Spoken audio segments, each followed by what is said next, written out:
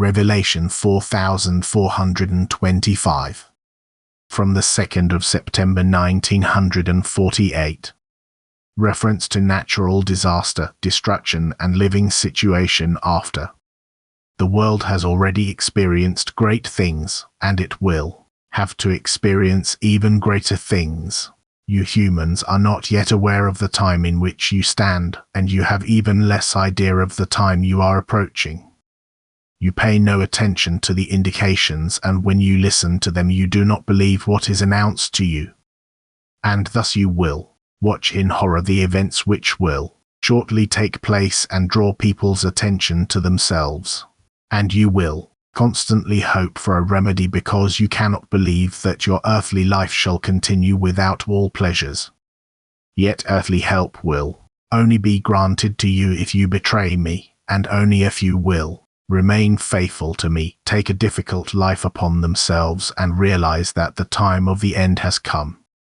These few have my love because they don't allow themselves to be blinded by my adversary. They renounce earthly possessions and earthly pleasures. They take up the cross and carry it until the end, until I come to fetch them home into my kingdom. But the others believe they can force life, for they don't believe in me. They don't believe in fate, just as they don't believe in life after death and in having to answer to a judge who knows all their thoughts, their deeds and their will. They do not fear this judge because they do not believe in him. But he will already make himself heard shortly, even though my voice will not be recognized there either, because the will to do so is lacking, and the adversary likewise harasses people and presents life to them as beautiful and tries to influence them into purely material thinking.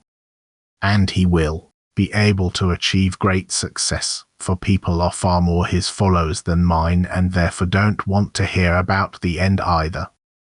And yet they too will be horrified by the magnitude of the destruction which will take place through the elements of nature. But hardened hearts will not be touched by it, and whether my word is also held up to them, whether they are seriously pointed to the end, they reject a divine power. They only regard it as a natural phenomenon and attach no significance to this my intervention.